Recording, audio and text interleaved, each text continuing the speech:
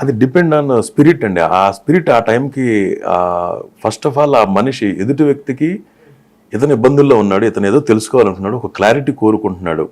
So ఇతనికి నేను ఏం కరెక్ట్గా చెప్పగలుగుతాను, ఇతని సబ్జెక్ట్ ఏం చెప్తుంది అనేది, ఆ సబ్జెక్ట్లో ఏం చెప్తుందో నాకు తెలియదు. ఇప్పుడు ఏం చెప్తుందో నేను చూడాలి. అతని భవిష్యత్తు ఎలా ఉంది, పాస్ట్ ఏంటి, ఇది ఇతను ఇచ్చిన information, date of birth, time of birth కరెక్టేనా, అతని న్యూమరాలజీ ఏం చెప్తుంది, అతని పామిస్ట్రీలో ఈ పాయింట్లు కన్ఫర్మ్ చేస్తున్నాయా. పామిస్ట్రీ అనేది ఇంగ్లీష్ అనుకోండి, ఆస్ట్రాలజీ అనేది హిందీ. రెండు కరెక్ట్గా చదవటం వచ్చిన వాళ్ళకి రెండిట్లోనూ కథ ఒకటే ఉంటుంది. దాంట్లో ఒక రకంగా, దీంట్లో ఒక రకంగా ఉండదు. సో పామిస్ట్రీకి ఉన్న అడ్వాంటేజ్ అంటే ఇది ప్రత్యక్ష నిదర్శనం, ఎదురుగా ఉన్న నిదర్శనం. ఆస్ట్రాలజీ అనేది మీ టైమ్ ఆఫ్ బర్త్ నాకు ఇచ్చిన దాన్ని బట్టి దాంట్లో కొంత టైమ్ డిఫరెన్స్ రావడానికి అవకాశం ఉంది. అది మీ పేరెంట్స్ మీకు చెప్పాలి, మీకు చెప్పిన టైం కరెక్ట్గా ఉండాలి, అక్కడ నోట్ చేసినప్పుడు అది కరెక్ట్గా ఉండాలి, వాళ్ళు చూసిన వాచ్ తప్పు ఉండుండొచ్చు. సో ఇక్కడ ఇన్ని మిస్టేక్స్ జరిగే అవకాశం ఉంది. సో అందుకని పాస్ట్ని చెక్ చేసుకుంటాం. పామిస్ట్రీలో సేమ్ కథ అట్లాగే ఉందా, వాటిని మ్యాచ్ చేసుకున్నప్పుడు వన్స్ ఒకసారి ఇది టైం కరెక్టే అనుకుంటున్నప్పుడు నెక్స్ట్ అప్పుడు ఫ్యూచర్ని అనాలిసిస్ చేస్తాం. నెక్స్ట్ నడుస్తున్న దశలేంటి, అంతర్దశలేంటి, అవి జాతకంలో 12 గడుల్లో ఏ గడులకి అవి రెస్పాన్సిబుల్గా ఉన్నాయి, అవి ఏ సంఘటనని అతని జీవితంలో కలగజేస్తాయి, దాన్ని బట్టి జరగబోయే సంఘటన ఇలా ఉంటుంది, ఈ పీరియడ్ ఇలా ఉంటుంది, ఇలా జరుగుతుంది అని చెప్తాం. మీకు అభ్యంతరం అయితే మాట్లాడగనా? చెప్పండి. మీ జాతకం ఎప్పుడైనా మీరు చూసుకున్నారు? ఇప్పుడు ఎవరి జాతకమైనా ఆ హోరోస్కోప్ చదవటమే కదా, క్లియర్గా తెలుస్తుంది, నాకు ఒక ఐడియా ఉంటుంది. ఓకే. సో దానివల్ల నాకు క్లారిటీ ఉంది, నా జీవితంలో ఎప్పుడు ఎలాంటి సంఘటనలు జరుగుతాయి, ఎప్పుడు గుడ్ టైమ్స్ ఉన్నాయి, ఎప్పుడు బ్యాడ్ టైమ్స్ ఉన్నాయి, ఇప్పుడు సపోజ్ నా దాంట్లో స్టాక్ మార్కెట్లో డబ్బులు పోతాయి అని అనుకోండి, ఆ టైంకి ఒక ఫాల్స్ కాన్ఫిడెన్స్ని మనం పెట్టి తీరాల్సిన పరిస్థితులు అది ఏర్పరుస్తుంది, డబ్బు పోతుంది. దాన్ని కూడా నేను కూడా భవిష్యత్తు చదవగలుగుతామే తప్ప దాన్ని ఎప్పుడు మార్చలేకపోయాను. నేను మార్చాలని తీవ్రంగా ట్రై చేస్తూ ఉండే క్రమంలోనే నాకు సబ్జెక్టు నేర్చుకున్నాను. ఆ తప్పుల్లో నుంచే సబ్జెక్టు నేర్చుకుంటూ వచ్చాను. బట్ నాకు నా అనుభవంలో నాకు తెలిసింది ఏంటంటే ఏది రాసుందో అదే జరుగుతుంది. ఇప్పుడు నా జాతకంలో ఒక చెడు జరగాలని రాసింది అనుకోండి, ఆ టయానికి నా స్పిరిట్ నాకు అది పని చేయనివ్వదు, తెలియనివ్వదు, మిస్టేక్ జరిగిపోతుంది.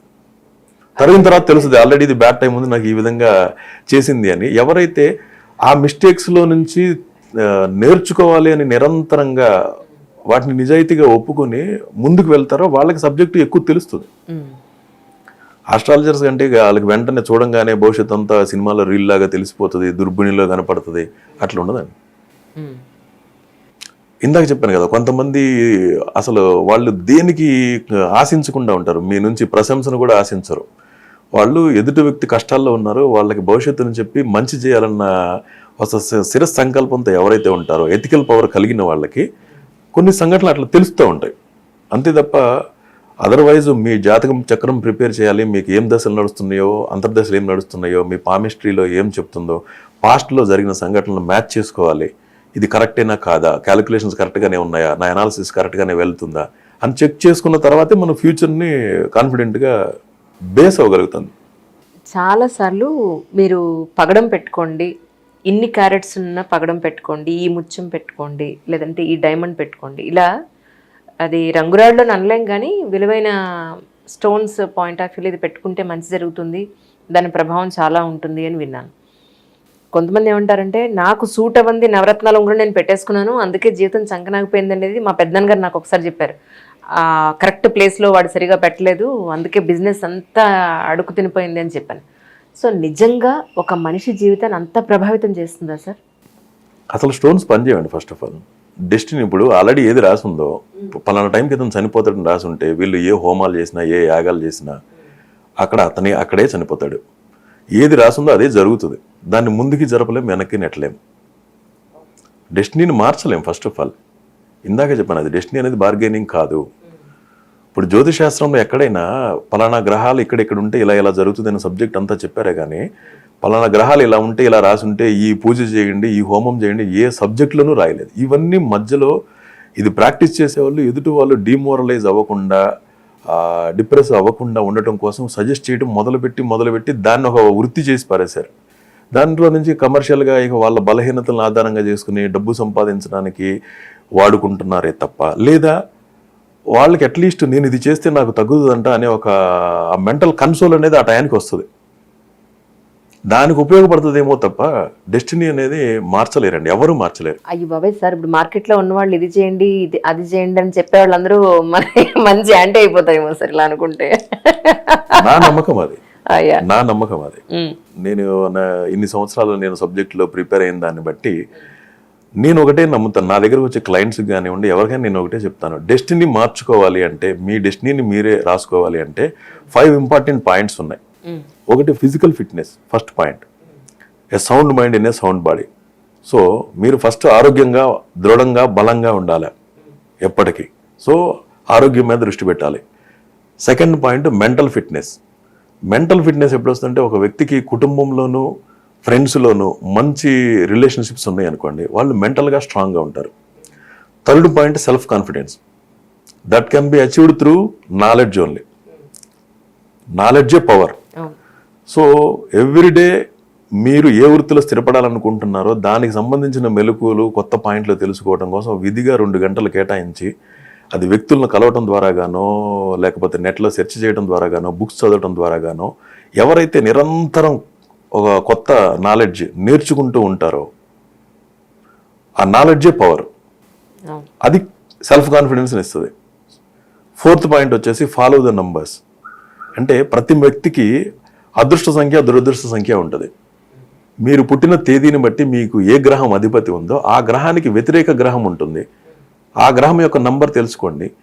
ఆ డేట్ వచ్చినప్పుడు ఇంపార్టెంట్ థింగ్స్ని ఇనిషియేట్ చేశారు అనుకోండి, మీకు లాట్ ఆఫ్ ఛాలెంజెస్ వస్తాయి. ఎందుకు వస్తాయి అంటే, ఇప్పుడు ఒక మనిషి సక్సెస్ అవ్వటం, ఫెయిల్యూర్ అవ్వటం అనేది అతని చుట్టూ ఉండే మనుషులు కోఆపరేట్ చేసేదాన్ని బట్టి, ప్రకృతి పరిస్థితులు కోఆపరేట్ చేసేదాన్ని బట్టి డిపెండ్ అయి ఉంటుంది. ఈ మూడిటి కోఆపరేషన్ని ఎవరు రూల్ చేయరు. మనం డిపెండ్ అయిన మనుషుల కోఆపరేషను, పరిస్థితుల కోఆపరేషను, ప్రకృతి కోఆపరేషను, ఈ మూడింటిని ఎవరు రూల్ చేయలేరు. మన డెస్టినీ రూల్ చేస్తూ ఉంటుంది. మన డెస్టినీ ఫ్యూచర్ని నంబర్స్ ద్వారాగా కన్స్ట్రక్ట్ చేస్తుంది. అంటే మీ జాతక చక్రం ప్రకారం, మీకు నడుస్తున్న దశ ప్రకారం మీకు అదృష్టవంతంగా పీరియడ్లు రాసి ఉంటే, మీకు తెలిసినా తెలియకపోయినా మీకు సంబంధించిన పనులు, ఇంపార్టెంట్ పనులు ఇనిషియేట్ చేసేవి ఆటోమేటిక్గా తీసుకెళ్ళి మీ లక్కీ డేట్లోనే ఇనిషియేట్ చేసేటట్టుగా ఎలా చేస్తుంది. అదే మనకి ఫ్యూచర్ పీరియడ్లు బ్యాడ్గా ఉన్నాయి అనుకోండి, ఆ పీరియడ్లలో జరిగే పనులు ఏవైతే ఉన్నాయో వాటిని మీ అన్లక్కీ డేట్లోనే ఇనిషియేట్ చేసేటట్టుగా ఎలా చేస్తుంది. డెస్టినీ మిమ్మల్ని ఎలా చేస్తుంది. సో ఇప్పుడు ఈ నాలెడ్జ్ని తెలుసుకోవడం ద్వారాగా మీ అన్లక్కీ డేట్ ఏంటి, లక్కీ డేట్ ఏంటి తెలుసుకొని ఇంపార్టెంట్ థింగ్స్ని ఇనిషియేట్ చేయడానికి అన్లక్కీ డేట్స్ని అవాయిడ్ చేయండి. ఐడియల్గా లక్కీ డేట్స్లో కనుక ఇనిషియేట్ చేశారు అనుకోండి, మీరు డిపెండ్ అయిన మనుషుల కోఆపరేషన్, వాళ్ళ బుద్ధి మీ పట్ల సక్రమంగా ఉంటుంది, కోఆపరేటివ్గా ఉంటుంది, పరిస్థితులు కోఆపరేట్ చేస్తాయి, ప్రకృతి కోఆపరేట్ చేస్తుంది. సో దట్ మీరు ఎక్కువ హర్డిల్స్ లేకుండా ఫాస్ట్గా ఆ పనిని సమర్థవంతంగా ఫినిష్ చేయగలుగుతారు. సో దీనికోసం మీ నంబర్స్ని తెలుసుకోండి. ఇప్పుడు ఫుడ్ రకరకాల రూపాల్లో ఉందండి. ఫుడ్ రకరకాల రూపాల్లో ఉంది. మన బాడీకి ఒక ఫిక్స్డ్ ఫార్ములేటెడ్గా ఫుడ్ కనుక ఇవ్వగలిగితే, అది రిక్వైర్డ్ అయిన ఫార్ములేటెడ్గా ఇవ్వగలిగితే, ఎంత ప్రోటీన్ కావాలి, ఎంత కార్బోహైడ్రేట్ ఇవ్వాలి, ఎంత క్యాలరీస్ ఇవ్వాలి, మన బాడీకే చెందిన ఒక ఫిక్స్డ్ ఫార్ములా ఉంటుంది మనం ఉన్న పరిస్థితిని బట్టి. ఆ ఫార్ములా తెలుసుకొని, అంటే ఎంత ప్రోటీన్ తినాలి, ఎంత కార్బోహైడ్రేట్ తినాలి, ఎన్ని క్యాలరీస్ తినాలి, ఏవి తగ్గించాలి, ఏవి పెంచాలి, వీటిని మార్చుకుంటూ వాటి ద్వారాగా వాటికి ఒక ఫార్ములా క్రియేట్ చేసుకుని, ఈరోజు నేను ఈ క్వాంటిటీ ఇంత క్వాంటిటీ తినాలా అని అలా ప్రిపేర్ చేసుకుని ఒక హెల్త్ ఎవరైతే పాటిస్తారనుకోండి, ఖచ్చితంగా వాళ్ళకి హెల్త్ వచ్చి తీరుతుంది. అలాగే సృష్టిలో ఈ నంబర్లు కంటిన్యూస్గా గ్రహాలు రివాల్వ్ అవుతూ రకరకాల ఎనర్జీస్ని భూమి మీద ఏర్పరుస్తుంది. సో మీకు వ్యతిరేక గ్రహం ఏదైతే ఉందో దాని సమయం వచ్చిన సమయాన్ని ఇంపార్టెంట్ థింగ్స్ ఇనిషియేట్ చేయడాన్ని అవాయిడ్ చేయండి అంటున్నాం. Numbers are not just number, they are representators of the planets. 9 గ్రహాలు 9 నంబర్లు ఉన్నాయి. ఈరోజు 1వ తారీఖు అంటే సూర్యుడి ప్రభావం ఇక్కడ ఉంది, 2వ తారీఖు అంటే చంద్రుడి ప్రభావం ఉంది. ఎవరికైతే చంద్రుడు వ్యతిరేక గ్రహంగా ఉన్నాడో వాళ్ళ డేట్ ఆఫ్ బర్త్ ప్రకారం ఆ రోజుని ఇంపార్టెంట్ థింగ్స్ ఇనిషియేట్ చేయడానికి అవాయిడ్ చేయండి. అప్పుడు ఐడియల్గా మీ లక్కీ డేట్ ఏదైతే ఉందో, మీకు కలిసి వచ్చే గ్రహం యొక్క నంబర్ ఏదైతే ఉందో, ఆ రోజున కనుక ఏమైనా జీవితంలో ముఖ్యమైన సంఘటనలు ఆ రోజు ఇనిషియేట్ చేశారనుకోండి, అవి లాట్ ఆఫ్ ఛాలెంజెస్ని రానివ్వకుండా అవాయిడ్ చేస్తాయి. అంతా తలరాతే అని అనుకున్నప్పుడు మన ప్రయత్నమే చేయకుండా అయిపోతారేమో కదా సార్ మనుషులు. ప్రయత్న లోపం లేకుండా ఉండాలని మనం పక్కన చెప్తాం. ఆ బుద్ధి కూడా మన జాతకంలో రాసి ఉన్న దాన్ని బట్టే కలుగుతుంది కదా. అందుకే బుద్ధి కర్మానుసారిణి అన్నారు. ఓకే. మన ఒక్క బుద్ధి కాదు, ఎదుటి వ్యక్తి యొక్క బుద్ధులు కూడా కర్మను అనుసరించే ఉంటాయి. ఇప్పుడు సపోజ్ ఇందాకే చెప్పినట్టుగా ఇప్పుడు ఫుడ్ రకరకాల రూపాల్లో ఉంది. అవును. నేను ఏది తిన్నా నాకు ఎనర్జీ అయితే వస్తుంది. కానీ ఫిక్స్డ్గా ఫార్ములేటెడ్గా తింటే అది బెస్ట్గా పనిచేస్తుంది. ఇప్పుడు మజిల్ ఫామ్ అవ్వాలంటే ప్రోటీన్ కావాలా, రెగ్యులర్గా చేసే వర్కౌట్స్ అంటే మనం చేసే పనులకి శక్తి కావాలంటే కార్బోహైడ్రేట్సే కావాలా. కానీ ఓన్లీ ప్రోటీన్ తిన్నా శక్తి వస్తుంది, కానీ అది ఎక్కువ కాలం అది కరెక్ట్గా ఉండదు. సో అలాగా మీ దాన్ని కరెక్ట్గా తెలుసుకొని దాని ప్రకారంగా ముందే ఇప్పుడు గూగుల్ మ్యాప్లో మీకు తెలిసింది ఇది 3 hours పట్టింది మీరు వెళ్ళటానికి అని, అట్లని చెప్పేసి జర్నీ మానేస్తామా?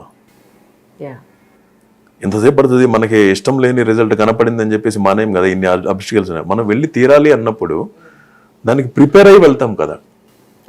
అలాగే మన చేతిలో ఏదైతే ఉందో దాన్ని కరెక్ట్గా చేసుకుంటూ వెళ్ళటమే మన ధర్మం.